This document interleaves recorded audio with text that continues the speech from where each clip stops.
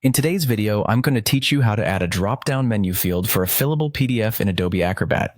If you've ever needed to create a dynamic form that users can interact with, incorporating a drop-down menu is a fantastic way to streamline the data entry process. So let's dive into the steps you need to take to achieve this. First off, you'll need to launch Adobe Acrobat on your computer. Make sure you have a license, as this feature is available in Adobe Acrobat, not to be confused with Adobe Reader. Once you've got Acrobat open and ready, the next step is to open the PDF document that you'd like to make fillable.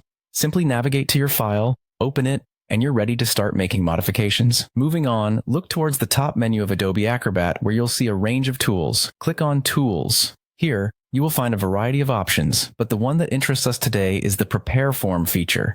Select Prepare Form. This powerful tool provides you with the capability to add form fields to your document easily and effectively.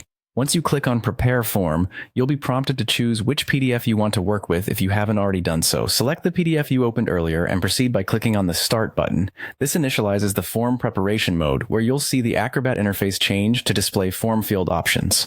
While in this mode, you'll notice a range of icons representing different types of form fields. Keep an eye out for the drop-down icon. It resembles a small arrow pointing downwards. Click that icon to activate the drop-down menu creation feature, and then move your cursor to the spot on the PDF where you'd like to place the drop-down field. Once you've positioned the field to your liking, give it a double click. This action will open the field's Properties window, where you can customize the drop-down menu.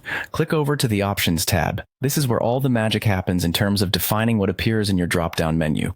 In the Options tab, you'll have the opportunity to input the items you want to be available in your drop-down menu. Add them one by one, clicking Add after typing each item. Think carefully about the selections you'll input and their relevance to your form's purpose.